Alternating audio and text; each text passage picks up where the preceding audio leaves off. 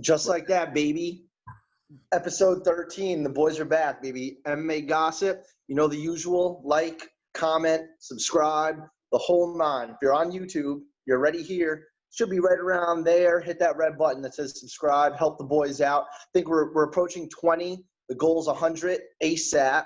And, socials, just like usual. Instagram, Twitter, Gmail, at MMA X Gossip. Help the boys out. We got like 20,000 followers on Twitter.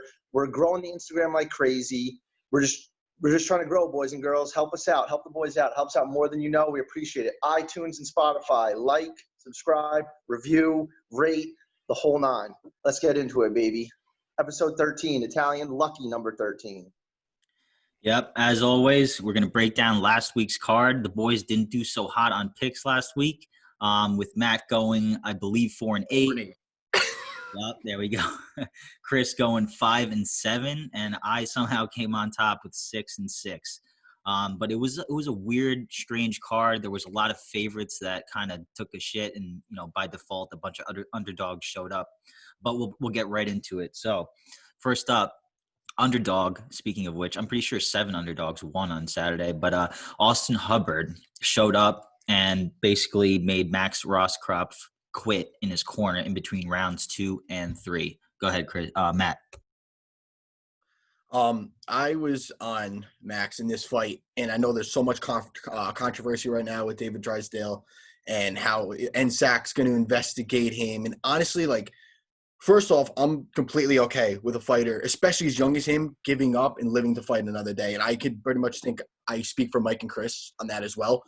If it's not your day, it's not your day. Regardless of what your coach thinks about the scoring, regardless of any outside voices that are getting into your head, if you don't have it, you don't have it. Just get out of there. Because God forbid something happens. But that being said, I don't think Drysdale did anything wrong at all. He was a coach. He tried to coach his guy up, didn't have it. Let him get out of there. As for all the guys giving him, talking shit to him, they're all fighters that are doing it pretty much for the most part. And the Hooker said something. Even Hubbard said he respected it, but he wouldn't do it. But there's a couple others. Regardless, I think it's fucked up. He's a kid, man. First UFC fight, 5 days notice, cut him some slack. Chris? Yeah, I knew today when I was planning for the podcast that we're all going to be on the same page with this. We always agree with each other when it comes to this stuff. But, side note, real quick. 2 people last week asked me if I was drinking soda on the podcast. No, I'm not a crackhead. I'm drinking iced coffee. Just had to get that out there. But, I'm not going to say he quit. He took the fight on 5 days' notice, and we've all trained jiu-jitsu before. There's times where you just are, just a perfect example where I completely gas out. You know what I mean? You can't move. Going in there for another 5 minutes, you're only going to get hurt. You took the fight on 5 days' notice, so Dana, I feel like we'll give him a little bit of slack for that. I saw what he said after the fight. He's like, this might not be it. I know Max, he deleted his Twitter and Instagram, I believe.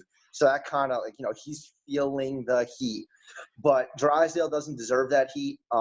He made a good point on Ariel's show. He said that no one in the entire arena cares about Max more than him, and that makes total sense. I mean, granted, there wasn't that many people in the arena because there's no fans, but still.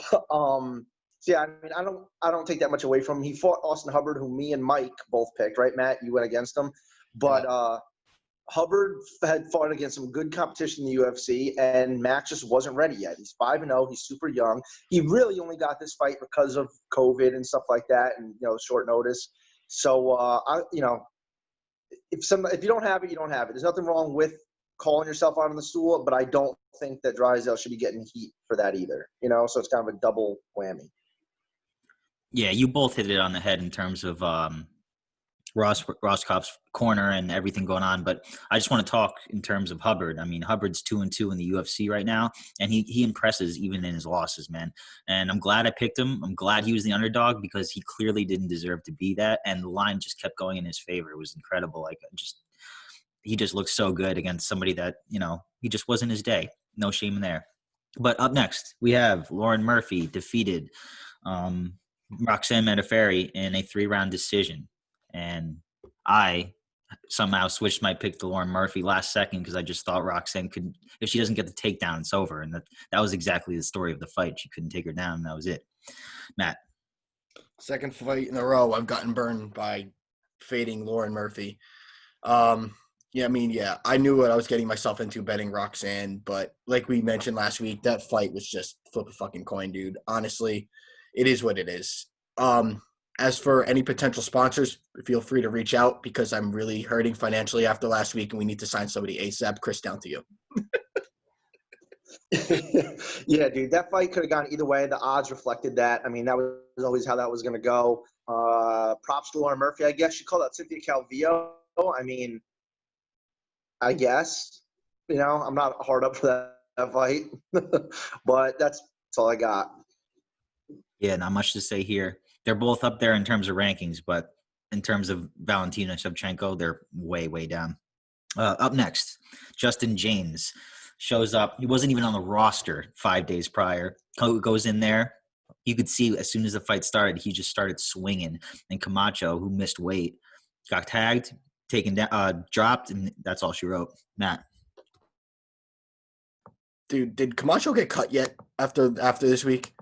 That burned me so bad. Like, I really thought he was going to win that fight, dude. Like you said, the guy wasn't even on the roster. Camacho is what he is. He's very meat and potatoes, but he knows how to box. He knows he punches pretty fucking hard. He's a poor man's Robbie Lawler. Emphasis on poor. But I don't know, man. I don't see how you keep him in the UFC after this. He's one win out of his last 5. Like, I don't know. He's put on a couple entertaining fights, but lately he's just been getting his lights put out early in the first. I think it's time to ship him off to Bellator. Chris? Yeah, one thing, and I know you guys agree with me all the time, we are fanalists. We're fans first and not really that big of analysts. We're just fans first. But so whenever I know I'm going to bash fighters on here, I obviously don't mean any disrespect to them, just like you don't. But with that being said, Frank Camacho is not fucking good. So he's very, very, very, very, very hittable. And he apparently doesn't take shots well based on what we've been seeing. I think that was a head kick from Jeff Neal. I think that's one of those fights that changes your chin permanently. And this is more evidence of it. Also, I believe that during this fight, Matt was drinking based off the text we got that fight was stopped early. I was kidding. Yeah, I mean, Frank Camacho, there's really nowhere else for him to go. If it was for Rolla at a pick'em price, obviously everybody knows if Rolla was going to win that fight because every fight is different. But Camacho, you go out there, you've been training this whole time, you miss weight, you go out there with your hands down, get clipped like 3 or 4 times, and you just go down, and it's just such an absolutely horrible look for you. And props to Justin James. I'm excited to see you again, but not a good look. Go ahead, Chris.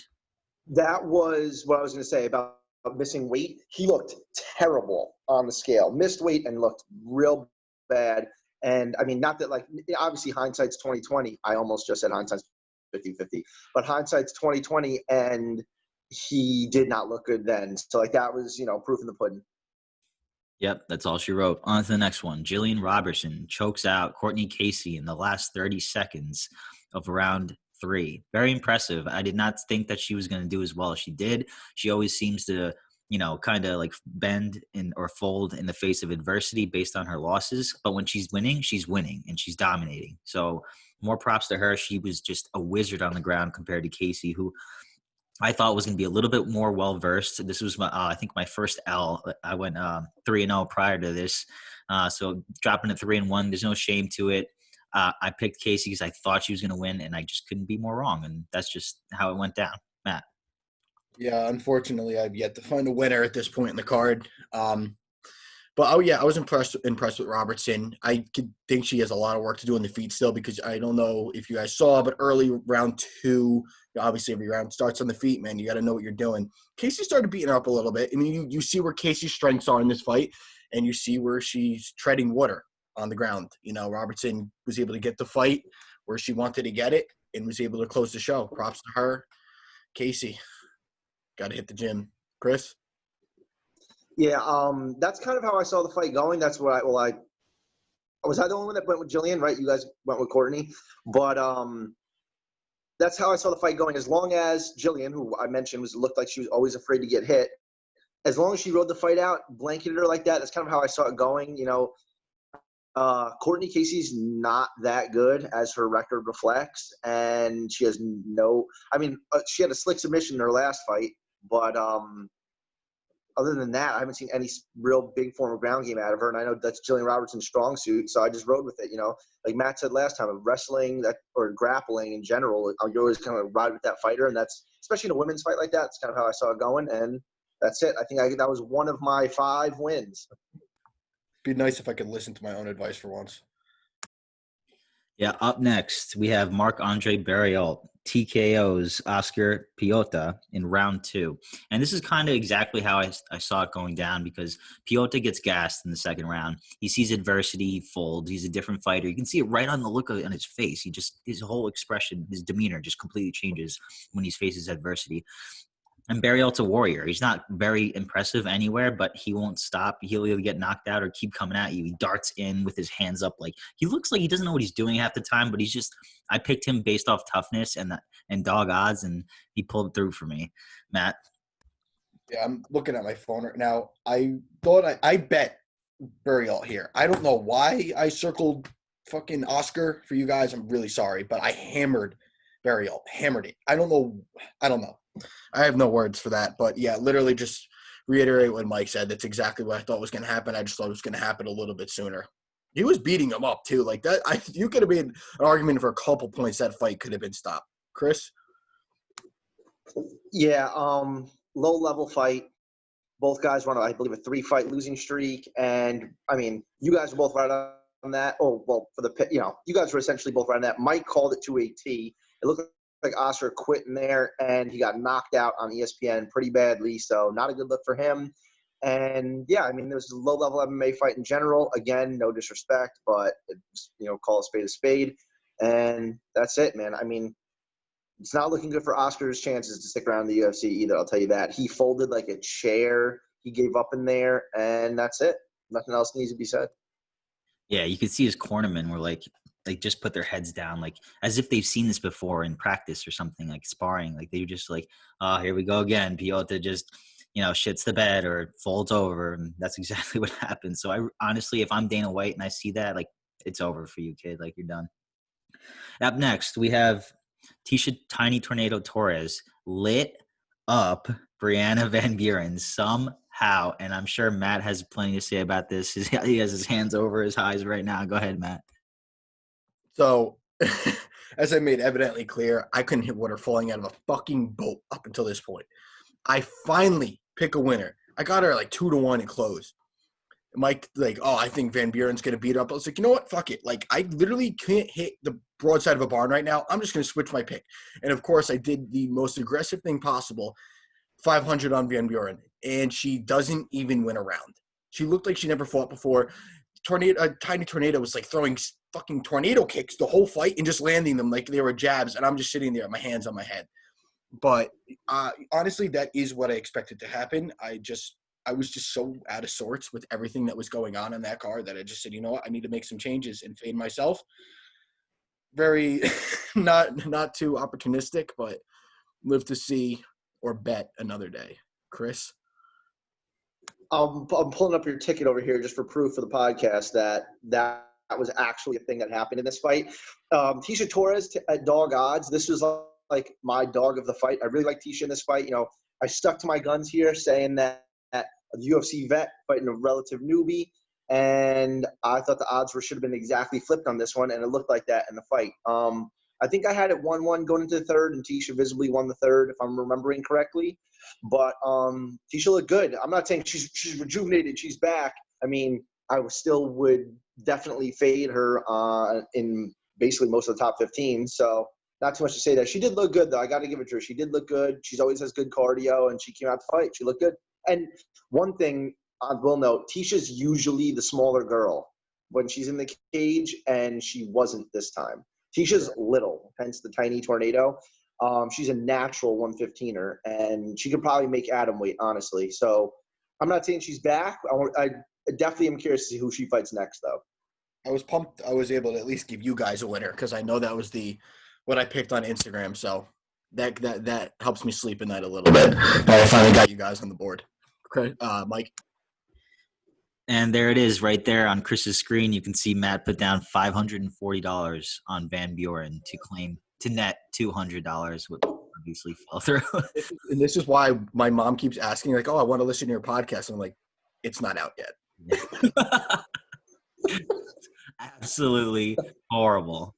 But one closing thing I wanted to say is, like, Tisha looked completely different than she usually looks, like a little bit stoic and like robotic in most of her fights, but she let loose on this fight and Van Buren looked lost.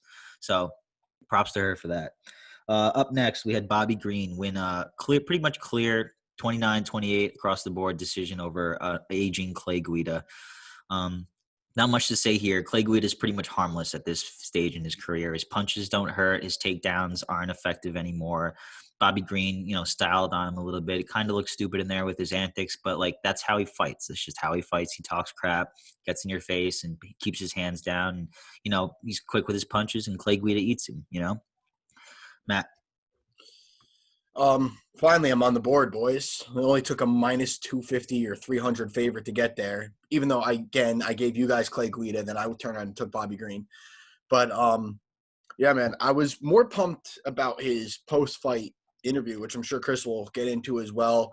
Just bringing up the whole state of this crazy world right now. Bought his dad out. He's like, I was raised in a foster home, no parents. This is my father now, and he was a white male.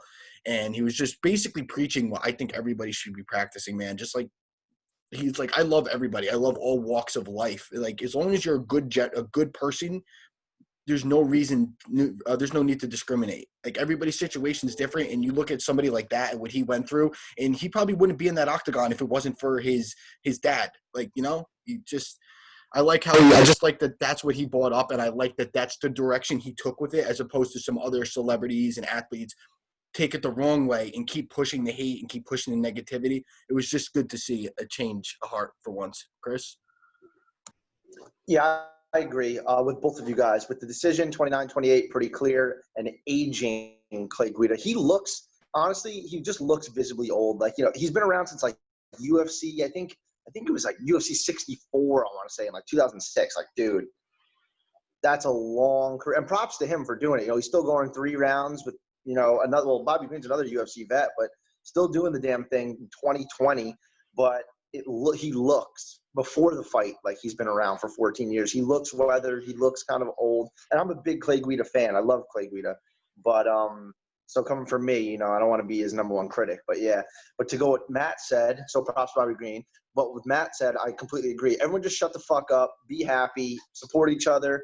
It's like, I think we touched on this last week, but, like, I saw everyone's been posting this thing, like, go to an MMA gym. I saw by saying about a boxing gym, any gym. You'll see police officers mixed with other ex-criminals, black guys, white guys, Hispanic guys, Asian guys, 20-year-olds, 60-year-olds, and everyone's mixing up. You switch every 5 minutes. You have a new partner. Just, you know what I mean? And it's a no judgment zone. And if, real life looked at it the same way that MMA gyms do, I think the world would be a better place. But I'm just going off on a tangent now. Props to Bobby Green, 29-28 on my scorecard, and I think the judges as well. And, one thing, he did not look like a minus 300 favorite, but he definitely did win the fight. Yeah, well said, guys. I echo that sentiment 100% on all levels. Up next, both your guys' lock absolutely shit the bed. Just to recap, my lock was for Vola before he dropped out due to his cornerman having COVID and all that crap. I really, shout out to him. I hope he can get in the cage soon because this is the second time that happened. But I digress. Roosevelt Roberts got caught by the vet. He has long arms, got caught in a nice armbar. And as soon as it was locked up, I knew in my heart, I'm like, that's so deep. They're so dry. Jim Miller is such a wizard. It's over. And he just tried to pull up on it. And then it was just like tap, tap, tap, verbal tap. No shame in that because his arm was going to be broken if he didn't tap out. So shit the bed, destroyed a couple parlays. What can I say? And Matt's hole just gets dug a little bit deeper. Go ahead, Matt. Keep digging at this point. But, you see this a lot in the UFC. And what I didn't like is I forget which commentator it was. He was like, he said Robert was still tweeting him 20 minutes before this fight about the show he's going to put on. And he didn't even throw a punch. Like, I just think, like I just said, you see this time and time again. You saw it like Alex Hernandez against Cowboy. I think these young guys coming up, as good as you think you are and as old as you think your opponent is, they're still fucking game, man. And you better come to fight. It's not going to be a walk in the park. Respect the veterans. Respect the founders of the sport, essentially. Jim Miller's been around since day one. I just mentioned Cowboy. That can happen. It's like, especially where your strengths are and where Jim Miller's strengths are. I mean, man, if this fight goes to the ground, I might not be able to survive here. Like, you saw it happen. And like Mike said, his arms are so fucking long. And that transition was gorgeous, by the way. Like, shouts out to Jim Miller. I'm not like, we're Jersey guys. We were pumped for you. It wasn't pumped for my bank account, but I was pumped for you. You know what, man? I just think these guys, these young guys coming up, got to come into these fights where it's supposed to be their coming out party with a different mindset. Sometimes I'm not, generalizing, say all of them do this, but there's a huge chunk that do, and the huge chunk end up eating shit for it. Chris? When I saw – so going back to what I said last week, basically, was that I keep picking UFC not necessarily a newcomer, but relative newcomer against these UFC vets. And I said if I did it against Roosevelt Roberts and he lost, I was going to beat myself over the head with it. And when this happened, I thought of the pancake that loves self-loathing from Andy Milonakis. I just heard in my head, I hate myself, because I literally fucking hate myself for picking against Jim Miller in this fight. The odds were steep in Roosevelt Roberts' favor. Jim Miller definitely didn't look like a plus 300, whatever the fuck he was. And I hate myself. I'm literally refuse to do that again. I keep doing it, and I keep finding reasons as to why I'm going to do it, and I'm not doing it. I said on the last podcast, I put a big asterisk on Roosevelt Roberts, and he proved me right and wrong all at once. Yeah, I was just so high on him based on his prior performances, but this really knocks him down a lot, and I'm definitely going to be a lot more hesitant with him in the future, no matter the matchup. Jim Miller, 35th appearance. You're the man. He wants to fight until he's like 40-something appearances, so like props to him. I have nothing but good things to say about Jim Miller. Up next, we were all wrong. Belal Muhammad wins a 29-28 unanimous decision across the board in a very, very close contest, especially that third round. Lyman Good almost put it away. Belal is just one of these guys that he is so good at making you look not good, and his punches were crisp, his movement was great, his cardio is always on point, and he did what he always does. He always does the same thing in every fight, and it makes everybody look like less than him, and it's impressive. And I feel for Lyman Good. He said his heart wasn't in the fight, and when he lost, because his father passed away like 4 weeks ago or something. So props to him for still going in there and doing the damn thing. He didn't look bad by any means, but he just clearly lost 29-28. Matt. Yeah, first off, shouts out to Lyman Good and his family. Prayers up. God bless you guys. I know one of the commentators said he's been doing a lot of grieving during his training, basically. So, him saying that he wasn't in the right mind state, it's completely understandable. I don't think it's an excuse. That being said, I'm so fucking sick of Belal Muhammad, bro. I can't. Like, I get it. He's got great cardio. His footwork's pretty solid. But there's times he's getting hit with a jab, and his hair is touching his spine, dude. He does not like to get hit. And he's okay at everything, great at nothing type of fighter. And his record reflects that. I don't think he's ever going to get a big fight. Like, he's just boring. Guys that are decisionators do not get big fights. They're fucking boring. And you see that because Dana White is so adamant about it. He ripped apart Curtis Blaydes for his fight. Like, you got to at the end of the day, I know you're the one in the cage. I'm not in the cage. I'm not here talking shit to you. I'm not the fighter. You could beat the fucking brakes off me, but you're in the UFC, dude. You got to show up. You got to do something. Like, it's entertainment, and you grinding up against the cage and running, just tossing out jabs for 3 rounds or whatever. It's not. I don't know. I just can't fucking watch the guy anymore, and I can't wait till somebody puts his lights out, because it's going to happen. We've seen it happen once before, and it's going to happen again. Chris? Yeah, I agree with you guys. Belal Muhammad, he is good. Like we said, if he was going to win, that's exactly how we said he was going to win, and that's exactly how he did win. And after the fight, he had some pretty good things to say. I like what he said about the rankings system. I don't know if you guys caught that, but what he was saying is basically that the rankings are stupid because all it means is the higher up guys, like in the top 5, aren't fighting guys like him because they're afraid to lose their number, rather than like guys like Masvidal. He's not really the number one contender. Out of nowhere, he won a couple big fights. All of a sudden, he's the number one contender, you know? So it doesn't need to be the ranking system necessarily. With that being said, I think he called out Ponzinibbio, he called out RDA, and he said he'd rather fight Colby Covington than fight for the title right now. I would favor all three of them against him in those fights. With that being said, maybe he could grind out a decision over RDA at this point. Who knows? But anyway, Bilal Muhammad's good. I mean, he keeps proving that, but I don't think he's as good as he thinks he is necessarily. He says he's going to be fighting for the title soon. I definitely don't see that. But yeah, shout out to Lyman Good dude. Hope to have him on the podcast. Yeah, I mean, Bilal Muhammad, no one really works harder than him, but that's his strong suit. Like, he's not very athletic. He's not very strong. He's everywhere. You know, he's probably slightly better than average everywhere, but it's his work ethic that shines in every performance. And eventually, someone more talented than you is going to, you know, shine on you. Is going to, you know, all over you. And I don't know who it's going to be. I don't know when it's going to be, but it's going to happen. Up next, we had Raquel Pennington win a clear decision over Marion Renault. Happy birthday, Marion Renault, and maybe retirement, because you are 43 years old and you're not getting any better. Matt. Pennington looked good. I really do think she looked good. But how much of that has to do with, like you just said, Marion Renault's 43.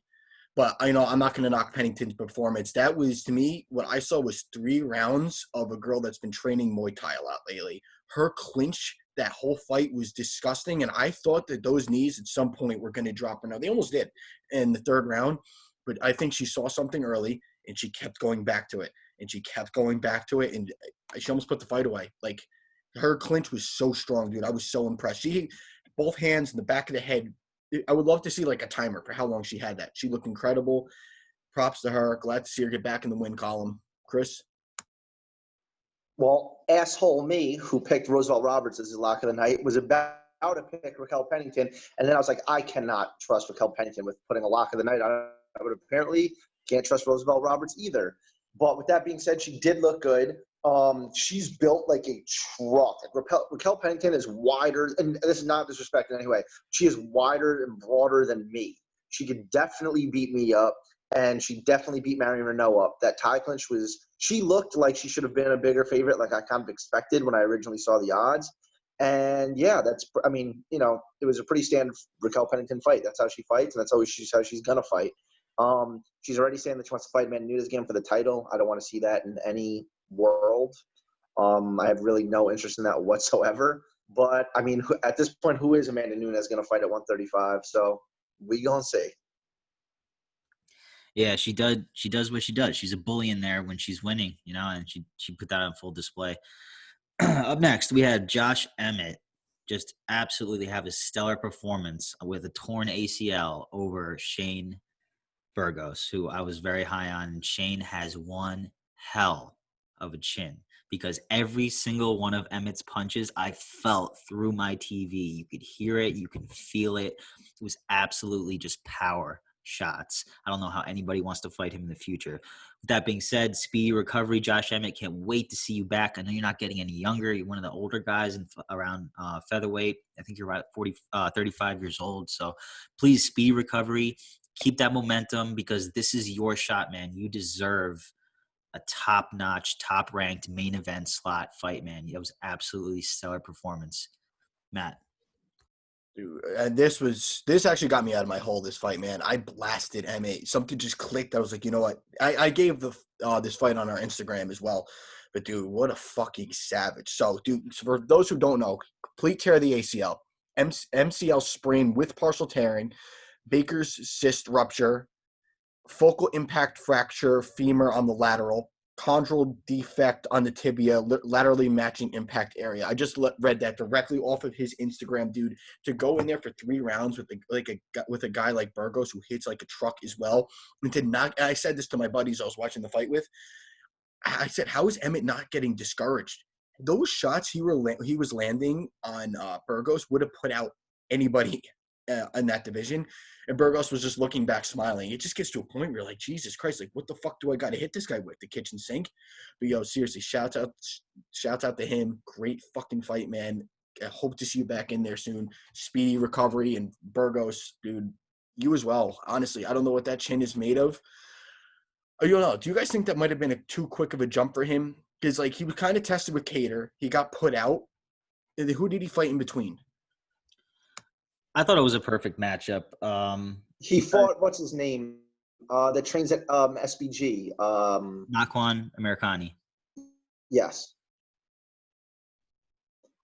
But with that being said, I don't think it was too quick of a jump for him. I mean, look at it. Like, that fight was a war. That was awesome. Like, they looked even in there. You know what I mean? Like, I don't think that was too fast for him. But with that being said, I don't think Burgos, like, you know, you didn't say it, Matt. I'm putting words in your mouth right now, but I don't think Burgos was overrated. But I think that Emmett was criminally underrated and still is criminally underrated. He is, like we said last week, Mike. He was the underdog, including this fight, 3 fights straight, won all 3 fights. He before the Jeremy Stevens loss, with that controversial knee included, he was on, like, I don't even know how many fights he won in a row.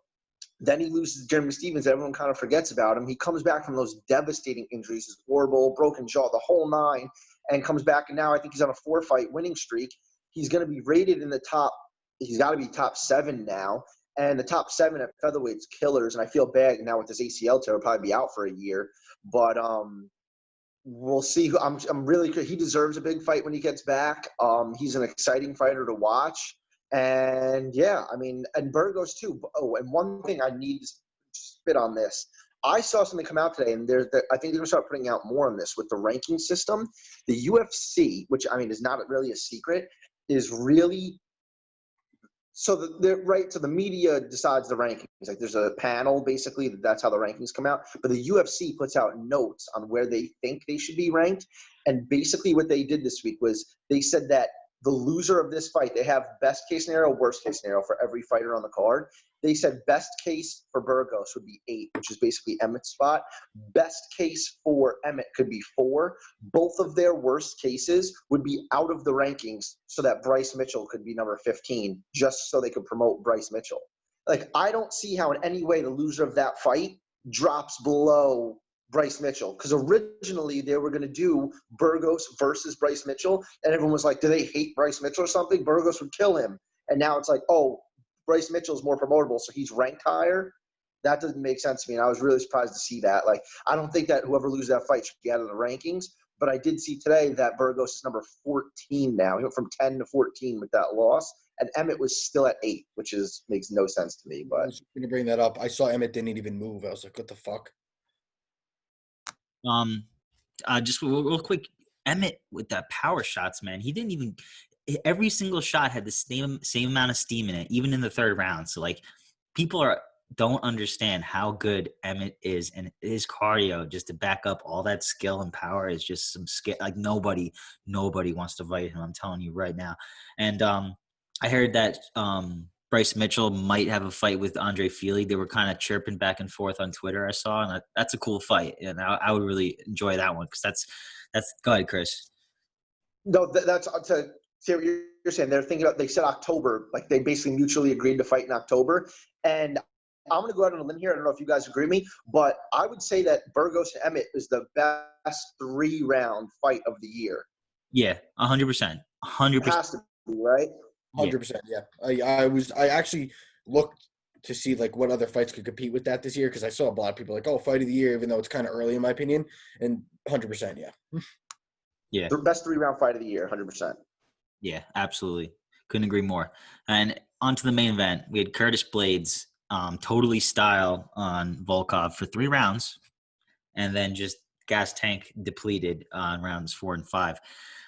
So real quick, what I have to say is I and everybody that knows me knows you. If you finish the fight strong, my stock is with you. But if you finish the fight like Blaydes did, that's such a bad look. I mean, like, if you can't be going out there and go, like, if he fought DC, I have no hesitation that DC would maul him because the wrestling would either be canceled out and DC's cardio would beat his ass up, and the stand-up, it's all DC. So Curtis Blaydes, I agree with Dana White. You talk all this shit, and then you go in there and you just look kind of like shit. His post-fight interview on the microphone, he was absolutely gassed. He couldn't even complete sentences, and he's going on Twitter saying, "Oh, you hate me? That's what I like." Like now he's just trying to play into this role because his performance is weak in the last couple rounds. He's just trying to play this character so that he doesn't look like, a fraud. I'm not saying he's a fraud. He's absolutely stunning, stellar fighter all across the board, but it was a horrible look. Volkov, I love you. Ground game, get up game wasn't as strong as it needed to be, but finish the fight strong. I appreciate that, and I put my stock in that, and I still think you're a tremendous fighter. Matt. I'm going to play a little devil's advocate here, and as much as Blaydes, he did gas, I'm going to defend him a bit. End of the day, he's got 14 wins. 10 of them are by knockout. So he finishes fights. It's not like he's the Bilal Muhammad of heavyweight. The only thing I will give him is that this was his first fight going 5 rounds, and I think it's a good learning experience. I don't think that he expected, and he said it actually, I don't think he expected Volkov to go down. He said he thought Volkov would go down easier and stay down a lot easier than he expected. And a guy with his style that's so wrestling heavy, I just don't think he was ready for it for 5 rounds. But again, he's still a young dude, and it's a learning process. And he ended up winning his first 5-round fight. End of the day, he didn't look that great the last 2 rounds, but he won. And that's all that counts. He could take that back to the bank, get back to the gym, and be like, hey, if I want to wrestle, and like he said in his tweet, he goes, people think I'm going to go out and bang with Volkov. It's going to be 25 minutes of me ragdolling it. If that you want that to be your style, and you see that you gassed after 3 rounds, but you want to fight DC at some point or whoever, you want the title, you're going to have to do this again, and you better be ready for all 5 rounds. So if I see you come out next time you fight and you have the same exact gas tank as you did in this time, I'll say fuck you. But until then, I'll give him the benefit of the doubt, and happy to see him get another win. I am a big fan of Blaydes, but he does have some work to do. Chris? I am it's hilarious. I'm like the direct middle of you guys. I'm the median between your 2 points right now. He did look like shit too. Not shit, but he looked not good in a good win. With that being said, I have no idea how 2 judges gave 2 rounds to Alexander Volkov. Like, I thought that was a clean sweep for Blaydes, maybe a 49-46. I think it was the 4th round when Volkov took Blaydes down, and I thought that was about to be a changing point in the fight, and I was nervous. But I do think that Blaydes won across the board. It was the one thing to note, I think he came in at 261 on the scales, which is big for him. I think that he was like 249 in his last fight. So carrying that 12 extra pounds, that's a lot. You know what I mean? Especially with such a wrestling heavy game plan. Wrestling at any weight, wrestling at flyweight for 25 minutes is going to make those guys gas. So doing that at heavyweight and heavier than you typically are, I probably had something to do with a limited amount of training, maybe because of the COVID situation going on. I think that might have had an impact on it. So I will give him the benefit of the doubt on that. I do think his next fight should also be 5 rounds, depending on the opponent. I think he should fight the winner of Oleinik and Derek Lewis. And if he wins that, I think that timeline would be good for the title fight, because that fight is a week before Stipe and Cormier. Yeah, there you go. 3 totally different perspectives on the same matter. So I appreciate both you guys' opinion, and I just felt Dana White on that. Like the fact that he went out of his way to say that about Blaydes means that it genuinely bothered him, and I feel him on that. So all right, good to get you guys' perspectives. Let's get right into the next fight card, shall we? So I just want to reiterate, there's a couple fights on this card that are either totally newbies or low-level fighters, and we just want to see the results. So we're not going to dive super into these fights because we want to see them fight first. There's a few fighters that are coming up from leagues that you never even heard about, and for us to make a pick is just irresponsible, especially if some of you guys are making bets based off our picks. We don't totally recommend that. We are fans first, and we're going to work on making select our picks a little bit less in terms of, like, we're not going to make a solidified picks unless we're absolutely behind them 100%. And we'll get into that a little bit later in the episode. But first up, we have Jordan Griffin versus Yusuf Zalal. And right off the back, I am going against the native psycho Griffin. I just think we talked about this a couple weeks ago. His IQ's a little bit off. He's too safe off his back. And Zalal just kind of looked really awesome in his last fight. He's elusive, great striking from distance. I think he's just going to kind of win a 3-round decision here. And I think the odds are at a pick 'em now, but I got him when he was a plus 100. So I got a little bit of value on him. I just can't trust Jordan Griffin. He's just a bad IQ. Don't bet on fighter. He's losing and then he wins. And eventually that's gonna come to an end. You can't just be losing all your fights and then win. So I'm going to fade him in this fight and go with the young kid. He's 23 years old. And that's it. Matt? Yeah, I'm definitely taking Zalal here as well. Coming off his UFC appearance, went over Austin Lingo.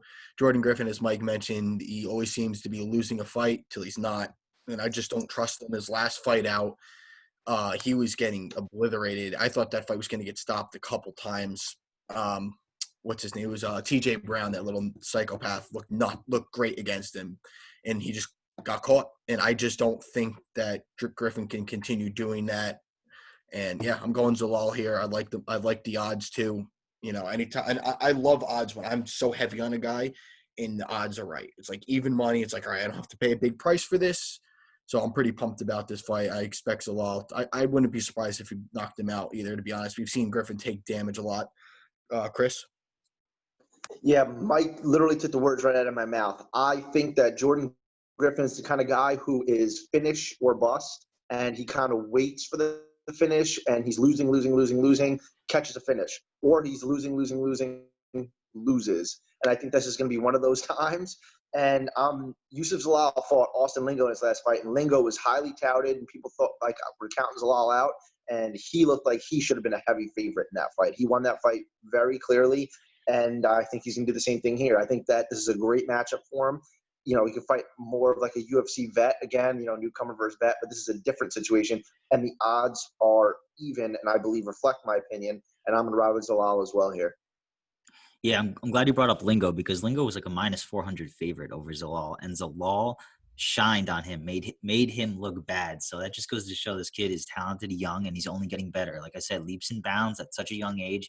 Every time we see him in the cage, he's going to get a lot better. So I think there's a lot of value on him in this fight.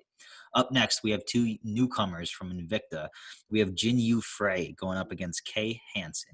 All I really know about this fight is the facts that I've read on the internet. I know that Kay Hansen's 20 years old. I know Jin Yu Frey is like a number 3 ranked in the world at atom weight. This is atom weight, not straw weight. So she's a little bit small coming into this fight. So I think that's something to make note. And the odds makers initially, I think, had Jin Yu Frey as a bigger underdog, but now she got steamed all the way up to plus 115 from like plus 165. So the betting public has a lot to say about Jin Yu Frey, apparently. So take that information with what you will.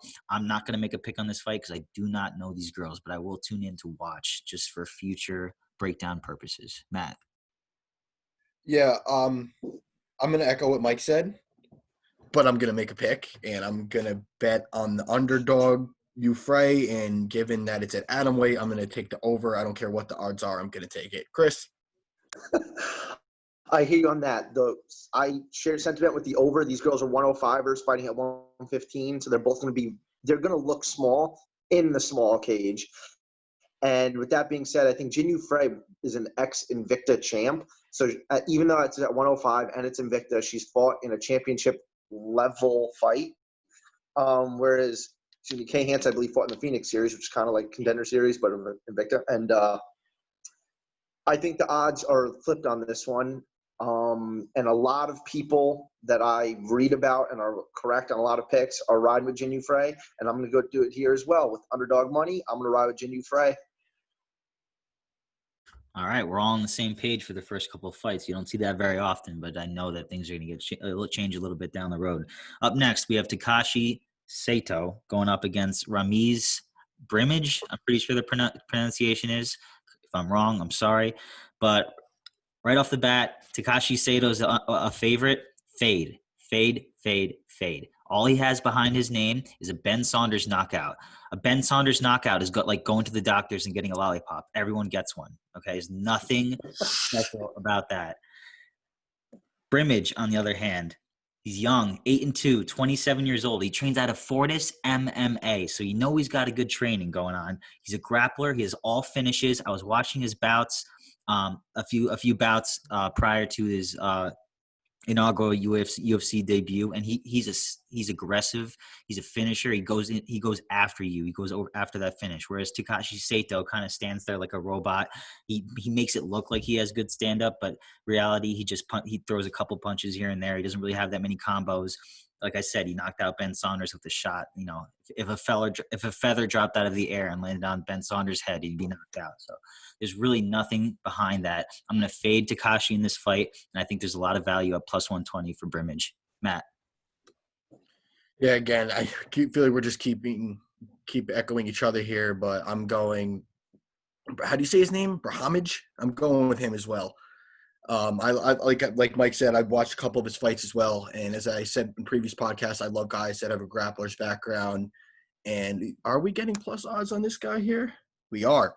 I love it. Even though last week I liked all these plus odds and it didn't work out, I put no stock in Sato's win over Ben Saunders. There's people with no arms and legs that probably have knockout wins over Ben Saunders, but not that doesn't mean we don't like him. He's a great guy.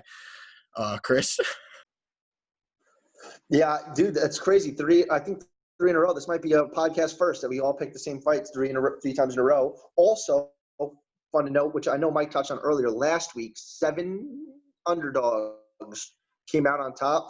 First 3 fights, all 3 of us are on the same page. All 3 fighters that we're taking are underdogs. And I share your guys' sentiments on Sato. He was highly touted, and I just think he didn't live up to the hype. And I think that he's just – I think the hype is making these odds still, like the dying out hype, if that makes sense. Like this win might get him back on track, but I don't see him pulling this one out. I think Brahmaj is going to win this one. And like you said, Mike, Sato's kind of – he plots, and I think that's going to be his downfall here. Interesting little stat here. I'm not going to try to say his name again, but he's 8-0, all wins by submission. So we clearly know what direction he's taking this fight. If anything, that sells me more on him. And we'll see what the LFA guy is going to bring to the table to the UFC. Mike? Yeah. Go ahead, Chris. Sorry, Mike. I apologize. I think that Sato lost his last fight was Bilal Muhammad, right? He got choked out, too. So, speaking of submissions, there you go. Yeah, and he got dominated that whole fight. It wasn't even – Yeah. So, even more of a point to fade him. Chris, correct me if I'm wrong. Kyle Nelson is out, correct, for the next fight? Out. Replaced by Julian Erosa, Juicy J.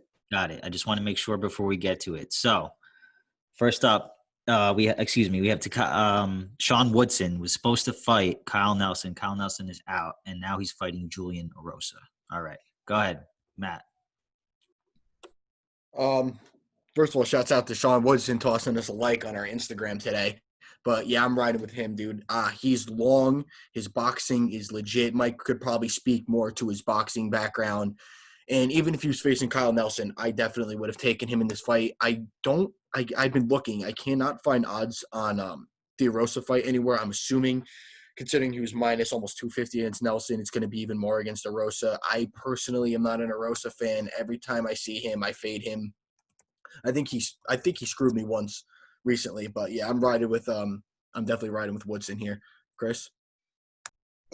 Yeah, I like Erosa a lot personally. I remember watching him on Tough. He was on the season with McGregor and Uriah Faber. I think that was Tough 22. I want to say it might have been 23. 22. Let's go 22. But I do like him. Obviously, I'm still going to go with Woodson on this one. I almost just said Rod Woodson. I'm still going to ride with Sean Woodson on this one. Matt, I think this is the 3rd episode in a row. I'm going to clip you calling someone long.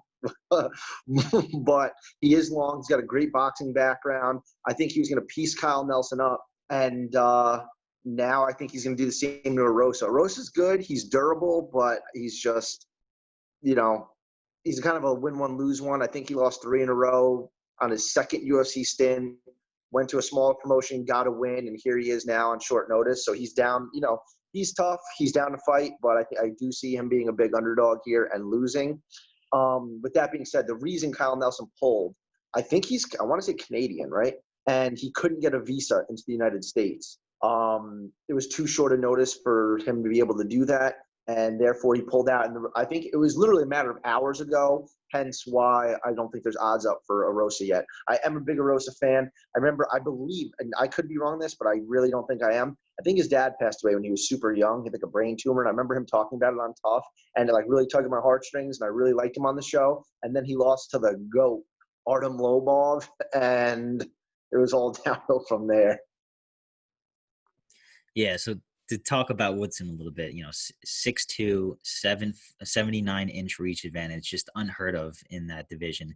And the way he styled on Kyle Bochniak as an underdog was just like a testament to how sharp his boxing is. His amateur boxing record is like 46-3, something absurd like that. So he's coming in here.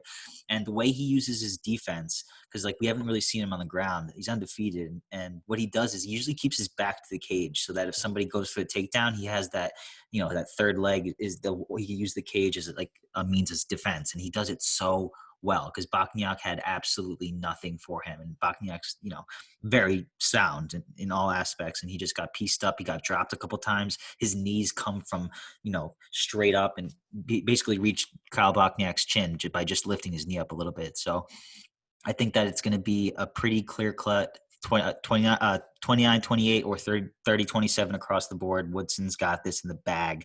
Put him in your parlays. I think the kid's got tremendous upside. I'm excited to see him go up against a grappler in the future, but as of right now, the pick is Woodson, no doubt. Up next, we have a pick'em fight, Tanner Boser, going up against Felipe Lins, who really shit the bed against Andrei Arlovsky a couple weeks ago. Matt.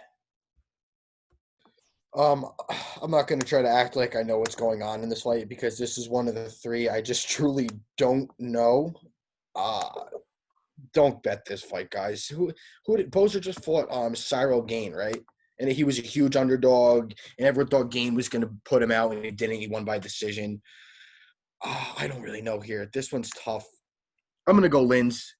Yeah, I think I'm going to go Lins here. He was a favorite against Arlovsky and lost, correct? Yeah, he burnt me there. He was a piece of a huge parlay that fucked me, but I'm going to give him another chance here. I really don't have any analysis for this one, guys, honestly. Like, this is as low level it gets, but Chris. Yeah, I also picked Lins over Arlovsky, and I was wrong on that one. I'm having a hard time with Lins right now. So Lins, a lot of fighters that have been fighting multiple times during COVID, aside from apparently Gilbert Burns, have not been having a lot of success.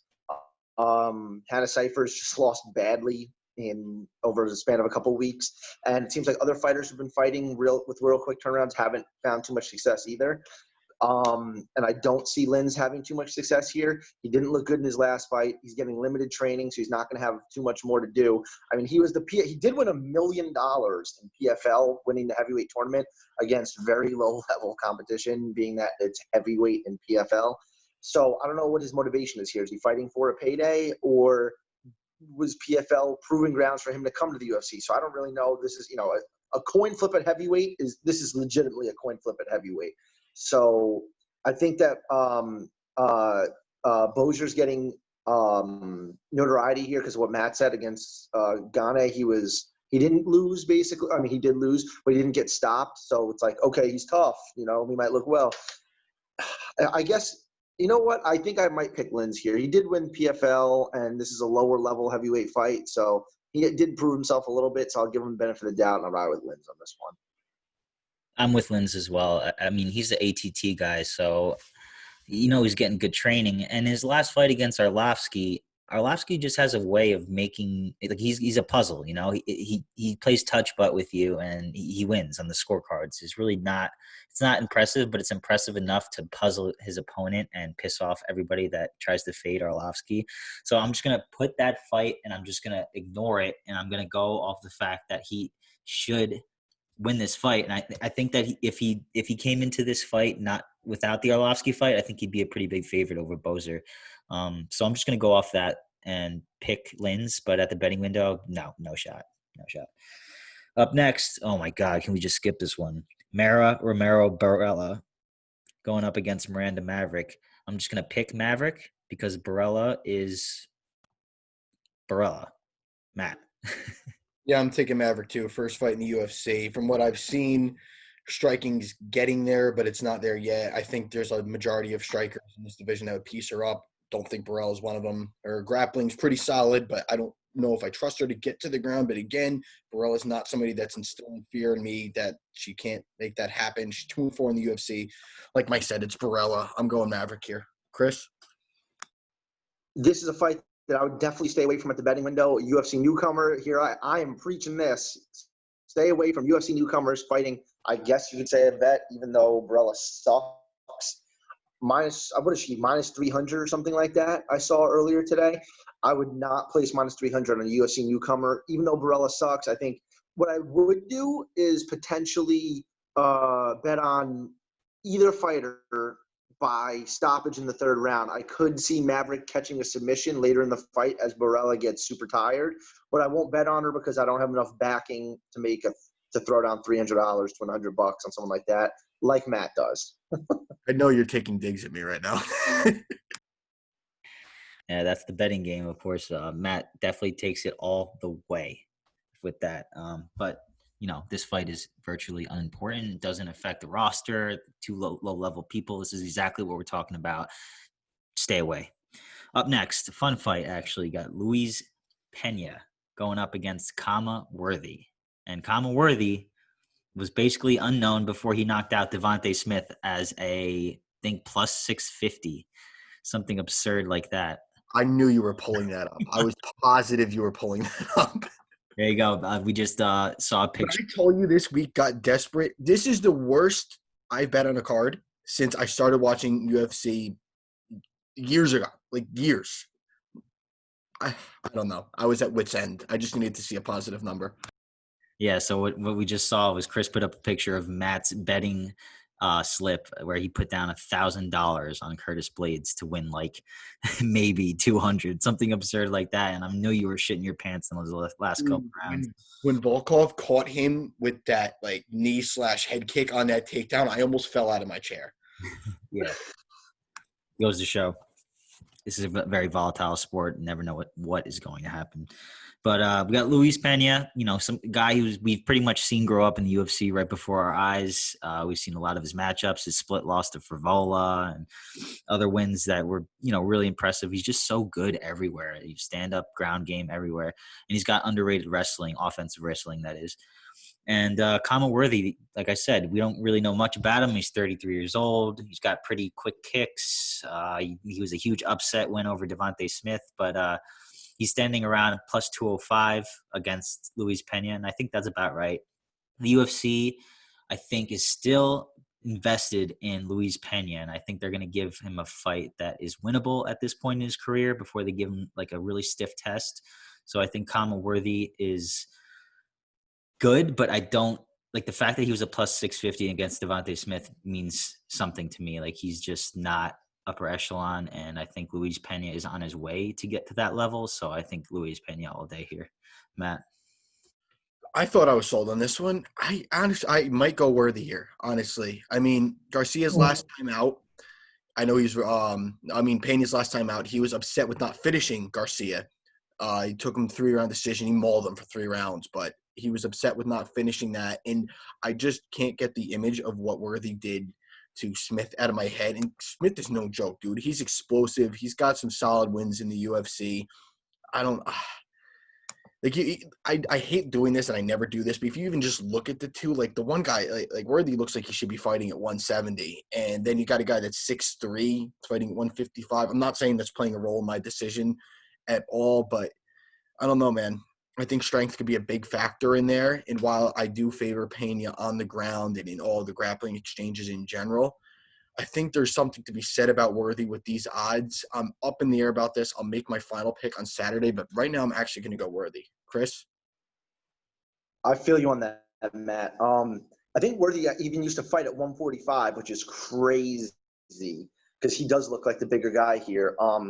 With that being said, he's been knocked out quite a few times, Worthy.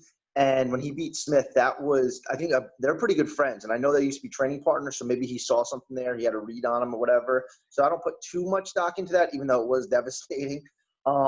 I do think, like Mike said, I think the UFC still has some stock in Pena. He's got, not, I want to say the it factor, but he's got the it factor. He looks weird. He has a weird personality, but it's like he's likable and people literally just like him. And I think the UFC is putting him in a good spot here in a favorable position. And I think that with those knockouts on Worthy's background, I think that Luis Pena could, might catch a knockout, and I do favor him on the ground. So I am going to go with Luis Pena on this one, but I do think the odds are much steeper than they should be. I think that's fair. I think it's fair. I do believe Penny's going to win, but I do believe that the line maybe should be a little bit closer because of how explosive Kama can be, and striking is still very high. Up next, we got, oh my God, the fact that I have to sigh before I announce this matchup just goes to show the level of competition we have here. It's Maurice Green going up against John Vellante at heavyweight. So John Vellante is moving up to heavyweight against Maurice Green. All I have to say about this fight is there's no right way to bet or pick this fight, because it could be a quick knockout on either side, or it could be they're both exhausted and then just swing like slugs until the bell rings at the end of the third round. So I have absolutely nothing to say about this fight other than the fact that the loser is leaving the UFC and the winner is not moving up in the rankings at all. That's all I got to say. Matt. Yeah, I'm hammering Maurice Green here. There is no way on God's green earth I'm putting money on a guy that's literally going to gas on his walk to the octagon. I mean, Vellante, you're a cool dude. I'd love to drink a beer sometimes. You, Weidman, Sterling, you guys seem like you're a lot of fun. But, I don't see how this guy carrying more weight is going to make his gas tank any better. I'm going Mo Green. I don't know. I don't even know. Like Mike said, I don't know if I'd put this in a parlay either, because anything can happen. But I don't remember Maurice Green really gassing in past fights. I mean, definitely not as much as Vellante, so I'm just going to keep it simple here. Vellante moves up, gasses quicker, Maurice Green wins by either knockout or a boring decision. Chris? Yeah, I want to ride with John Vellante because I really do like him. He basically got Chris Weidman into the UFC, got him friendly with Ariel Helwani, and Chris Weidman's one of my top 5 favorite fighters ever. So the fan of me wants to ride with Vellante, and I'm 100% rooting for him, 1,000% rooting for him. But I cannot pick him to win in this one just based on the fact that he's a 205er who gasses at 205, moving up to heavyweight, fighting a true heavyweight. Like, Maurice Green's a big dude. I think he fought Oleinik and he lost, granted, but Oleinik is absolutely UFC caliber, absolutely a UFC heavyweight. Maurice Green is absolutely a UFC heavyweight. I'm going this based on strictly size and Maurice Green's experience fighting bigger guys at heavyweight. Similar to Ben Rothwell and OSP, where OSP was not ready, couldn't carry the weight well, and was not a true heavyweight. I see that happening in similar fashion here, because Vellante can't fight for 3 rounds at 205, let alone heavyweight. Yeah, and if I'm forced to make a pick, put a gun to my head, I'm going to pick Green, but the last time I picked Green, it didn't work out for me. So betting window, stay away. Don't put in any parlays. Just completely ignore this fight. Go crack a beer, go take a piss, ignore this one. Up next, we have Brendan Allen, who was originally supposed to fight Ian Heinisch, and Ian Heinisch dropped out, so the new person coming in is a UFC newcomer. He was on the Contender Series. His name is Kyle Dawkins, and based on what I've seen from him, he's a game fighter, man. He goes in there to win. There's no give in him. There's no give up in him. He's coming to fight. But on the other hand, we have Brendan Allen, whose offensive grappling seems like absolutely stunning. Like the way he put Tom Breeze out with ground and pound was just absolutely stellar. He stuck to him like glue and didn't let go. So he reminds me of like a Bryce Mitchell, even Khabib, in terms of like just that offensive chain grappling to wear your opponent out and eventually finish him with a submission or a ground and pound. So I'm all in on Brendan Allen. He's a big favorite. I think he's at minus 300 right now. I caught him when he was minus 275, so got a little bit of value on him. But put him in your parlays, bet on him straight up. I'm all over this kid, and he's going to give Kyle Dawkins that 9-1 on his record, because I don't think Kyle's ready for this kind of step up in competition. But I do think that he has a very bright future, and this kid is game. So keep an eye out for him. Matt. Yeah, I think the three of us are Brendan Allen's biggest fans. Like Mike, you were on the train first, but I'm all aboard now too. I think this guy's legit. I think he's gonna be a force to reckon with in his division, and I think he makes quick work of this fight too. I mean, what were the original odds? Just either of you know with Heinisch? Just curious. Damn, I would have I do. liked to know. I do. It was originally minus 130 for Brendan Allen, plus 105 for Heinisch. Damn. Okay, that makes sense looking at this line now and short notice and all that. But yeah, just to echo what Mike said, his grappling is legit. He's controlling, and I think he's gonna bring Kyle Dawkins into a world he hasn't seen before. Chris. Yeah, Mike. Whoa, my voice is cracked. Mike has drilled Brendan Allen in my head for a while now. So props to him on that. And because of that, I've went back and watched Brendan Allen's previous fights, and that offensive grappling is just pretty dominant. And I think that it's going to shine here again, especially on short notice. I'm sure that Dawkins is going to have not the best cardio coming into this fight because it's on such short notice. And I think that Brendan Allen would have ran through Heinisch, and I think he's going to do the same thing here. And I think the odds are right, like Matt just said, rightfully so. And I think Brendan Allen's going to pull out the W here for the MMA Gossip Boys. Get that man on the podcast. Absolutely. I'm going to be reaching out to him once he gets that finish. But it's interesting because Dawkins' strong suit is actually his grappling. He's got like really great grappling, but in this particular matchup, I think it's going to be like a Bryce Mitchell, Charles Rosa thing where just like they're both good at grappling, but one's going to be significantly higher than the other. And I think Brendan Allen's going to style on him, and that's just how it's going to be. I do see it finish because Brendan Allen is a finisher. And once he puts his hands on people, like they want out. Like it's very clear. Like Tom Breeze wanted nothing to do with him in that cage. So easy pick for me and easy pick for everyone out there. Up next, I don't know how this is the co-main event, but we have Mike Platinum Perry going up against Mickey Gall. Matt. Hey, you guys will vouch, man. No one's been a bigger fan of crazy fucking Mike Perry than I have. I think that guy's a lunatic. I think he's funny. He's crazy, dude. But that being said, crazy only gets you so far when you're fighting professional crazy people. And right now, to me, I'm sorry, Mike Perry, training with your girlfriend who stands up to your waist and hitting pads with her isn't professional training. I do not think you should be minus 310 in this fight. As much as a fraud, I think Mickey Gall is as well. I'm taking plus odds here. Like, he dropped his coach, he dropped his team. I don't even know who's going to be in this guy's corner. So I'm getting plus 255 on a guy that's actually training, can actually grapple. And we've seen Mike Perry not be able to tread water in the grappling department. So I'm going to take my plus odds to the bank, and I hope it doesn't shrink by the time the card comes on Saturday because I think these odds are really egregious, in my opinion. Chris? I have a couple hot takes on this. I'm gonna ramble, so let me have a second here. But I think that Mike Perry's grappling, to play devil's advocate, has improved a bit. He did beat Al Iaquinta, granted in overtime based on escape time in submission underground, but still, Al Iaquinta is no slouch when it comes to grappling. So I didn't see that happening. Granted, to play devil's advocate to myself, he's significantly bigger than Al Iaquinta. Like, Mike Perry's almost a middleweight, and Al Iaquinta is a true lightweight. So I'm kind of going against myself there. Mickey Gall is long. He's rangy. I just said long, just like Matt, but he's rangy. His striking is not that good. His ground game is pretty legit. Like, people give him a lot of props on the ground. And Mike Perry's grappling, like to go what Matt said, has historically not been too great. But Mike Perry has fought probably the stiffest competition of anyone at 170 that's not ranked. He's fought essentially a who's who of people. He fought Cerrone. He fought Vicente Luque, Jeff Neal. Like, he's fighting good people. Until his nose broke in the Luque fight, I thought he could have won that decision easily, Jeff Neal stopped him, obviously, in his last fight, but who hasn't Jeff Neal stopped? I think that Mike Perry should be the favorite here. Not as big of a favorite as he is, especially because, to answer your question, Matt, I think his girlfriend's name is Latori Gonzalez. She's his only cornerman. She put up a picture on her Instagram today of her with the corner ID badge from the UFC Apex. So that's going to be who's in Mike Perry's corner. There's going to be zero technical advice delivered. You got it. I don't know on this one. He's a psychopath.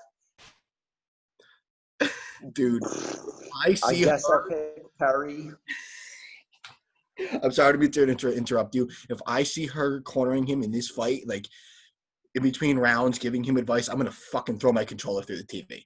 Like that's nuts, dude. That is fucking crazy.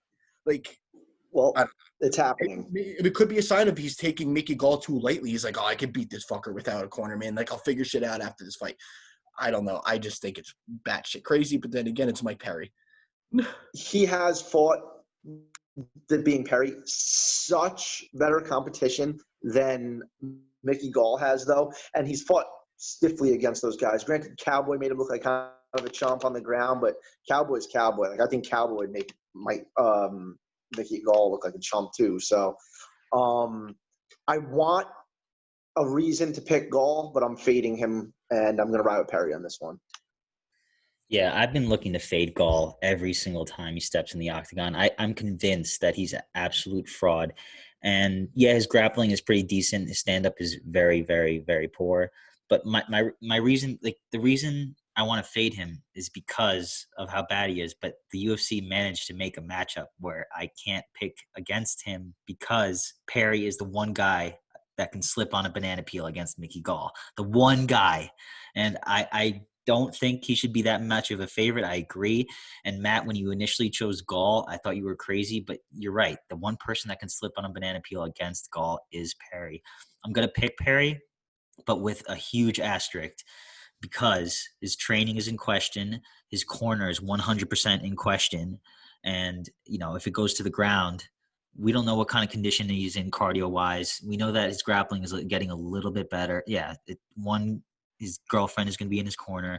I'm scared to pull the trigger on this one, but I'm going to pick Perry because I thoroughly believe that Gall is not UFC caliber. Any other closing thoughts on this before we get to the main event, boys? All right, right to it. We got Dustin, the Diamond Poirier, ranked number 4 in the world at lightweight, going up against Dan, the Hangman Hooker, who stands at number 5 in the lightweight division rankings. Matt. You guys already know who I'm picking. I'm going with Dustin. He's my guy. He's one of my favorite fighters on the roster. I absolutely love Dustin Poirier. I've been on the Poirier train literally forever. I think he might have one of the toughest, like, whatever you call it. Like, he's fought, Chris said Mike Perry's fought the who's who. Like, Dustin's fought the who's fucking who of the UFC. Holloway, Eddie Twice, Pettis, Jim Miller, Gaethje, and he's beating all of these guys. Dude, the only fight on his, like, if you look at his record, the only stupid loss on there, in my opinion, and literally since, like, 2015's Michael Johnson, he just slipped on a banana peel. Outside of that, he's been lights out. On the other hand, you get a guy like Dan Hooker who, you know, knocks out James Vick, who doesn't. Beat LaQuinta. I didn't think he beat Felder, even though I bet on him. Didn't think he beat Felder, and he got mauled, brutalized, beaten to a pulp by Edson Barbosa. And I think that Dustin's boxing is enough to give him problem because he's hittable. He's definitely fucking hittable, and I think that Dustin saw something in that Barbosa fight, and he even said it this week. I think he's going to dig to the body a lot. I think he's going to use his grappling, which is much improved, and I think he's going to use all aspects of MMA in this fight. He's going to be grappling. There's going to be boxing. He's the works. I think Dustin puts on a performance, throws himself right back into the mix that is 155, and makes shit so much harder for these matchmakers. And I think we see, again, that I don't think Hooker's a gatekeeper by any fucking means, but I don't see him competing for a title. I don't know. There's something about him. I think that he's always going to be the guy that's right there fighting guys like Dustin, but I don't think he ever gets over that hump. And I think Dustin makes that really clear on Saturday. And I will fucking lose my shit if Dustin loses. Chris? All right. So again, another fight I want to talk about a few things on. Dustin Poirier has never lost 2 fights in a row in his career, not UFC career, in his career. Dustin's never lost twice in a row. Granted, his last fight was a loss to Khabib. These guys are both perfect evidence of how and why moving up a weight class and fighting at a more natural weight is beneficial. Both these guys are ex-featherweights who found significantly more success at 155. and I'm going to go I'm picking – my pick is Dustin Poirier. I want Dustin Poirier to win, and I also think Dustin Poirier is going to win. I think he's going to fight at his distance more, which would be more in the pocket. Hooker is more rangy and likes to throw kicks. I think Poirier will keep it a little closer in boxing distance, and that's where he'll win. As long as Dustin doesn't make it a brawl, because I think Dan Hooker wants to make it a brawl. Dan Hooker believes in his power, and Dustin's been known – not as of recently. He's really come a long way because I think his cardio got so much better as of recently, trained down in ATT. But I think Hooker wants to make it a brawl, and when Dustin gets straight into a brawl is when he gets clipped and when he gets somewhat hurt. I do think this is a great springboard fight, which a lot of people seem to be like, oh, Hooker is, a UFC newbie, blah, blah, blah. But you don't realize Hooker, I think this is his 15th or 16th UFC fight. He's been around the game for a while. He's kind of hitting his stride now. Poirier's been around for a minute, but I do think that Poirier shows why Dustin Poirier is in the top 3, why he was an interim champion, why he fought Khabib. And I do think Dustin pulls it out here. Whoever wins this fight is going to have a serious fight next. I'm not going to say you're going to fight for the title next. Either one of them, Poirier just lost for it, and I think Hooker kind of needs another win after this to get his name in there. But whoever wins this could potentially fight Tony Ferguson, maybe with a big emphatic win. Dustin could finally get that McGregor rematch. Who knows? So whoever wins this fight, it's going to be big. And if Hooker was to win, to play devil's advocate to myself, I believe New Zealand can have full 100% attendance. And I know that Adesanya fight is on the border. So imagine Izzy and Costa headlining in New Zealand with Dan Hooker on as the co-main against Tony Ferguson or something. You know what I mean? Someone at 155. That would be epic. And I think there's big implications on whoever wins this fight. Yeah, you guys broke this one down absolutely perfectly. I got 2 things to say. Felder 3-4-5. Number 1. Number 2, Dan Hooker is 100% live in the first couple rounds to knock out Dustin Poirier, which is going to be the hardest couple rounds to watch. Once it gets past those couple rounds, Poirier is going to style on him and beat that ass, like beat his ass. I think he's going to fucking destroy Hooker if it gets to the 3rd and 4th round. I'm just worried about those first couple of rounds because Hooker can hit and he can get hit and still stay, calm in the pocket. The reason why I say Felder 3-4-5 is because Hooker, I thought, lost that fight, especially in rounds 4 and 5, and that 3rd round was the toss-up that I gave to Felder. And also, I think that Hooker, he is talking shit about Rohskopf, saying he's a marshmallow. And I think he quickly took that tweet down. But how are you going to go out there and just ridicule up-and-coming fighter? Like, this kid is dedicating his life to fighting. He's 5-0, got the call up to the UFC, quit between rounds, and you're going to go out and tweet at him like that? Like, that's just no class bullshit. And I don't appreciate that from someone of his caliber of mixed martial artist. I didn't appreciate that at all. Do you guys have anything to say about that? Because that really pissed me off. That really put me on the top. I wanted to bring it up. I thank you for bringing it up because I forgot. Because you're right. A guy like Hooker should be the guy setting the example, not ragging on a 20-year-old kid on 5 days' notice. Like Dana said, the kid's got stones for even getting in there. Maybe you just realized it wasn't for him. End of the day, you're up here. This kid's down here. You should want this for the UFC. You should want more people to come into the UFC and prosper and do well. You shouldn't be making fun of literally a kid. That kid can't go into a bar and drink, and you're ripping on him for Twitter because he was distraught in the middle of the fight. I couldn't agree more. I thought it was disrespectful, and I really hope that Dustin makes him pay this weekend, and I hope he makes Hooker look like the fucking marshmallow. Also, talking about respect between martial artists, who do you think, or where do you guys know Dustin is doing the Good Fight Foundation? Do you know anything about that for this fight? I know he did. I think he gave 1,000 meals to people like COVID victims, basically, and stuff like that. Dustin's always good with that. I'm not sure he's doing it this time. I know he will do something about it, and I'm curious to see. But yeah, I mean, this is number 3 versus number 5. Big fucking implications. This fight I absolutely love. This is going to be a banger. And I know Hooker's already calling out Gaethje. I don't see that fight happening in any way. Gaethje's got that Khabib fight locked up. But, yeah, man. Final thoughts on it? Other than the fact that I just want to give a real quick brief thing. We're going to talk more about it when we post it on Instagram and Twitter. So like we said, it's hard for us to make picks about some of these fighters that nobody in the world really knows much about them. And it sucks that it has to go on our total podcast pick record as an L, especially if we're picking somebody like, Jin Yu Frey and she loses and it goes against our record. It's just like, it doesn't really make any sense. So what we are planning on doing, and this was Chris's idea, shout out to Chris, great idea, is on Saturday when we make our picks, we're going to do a total of 5 picks. We're going to do 3 straight up picks that we're very confident in. And these are picks that we are making not as a fan, but as people who are very informed viewers of the sport.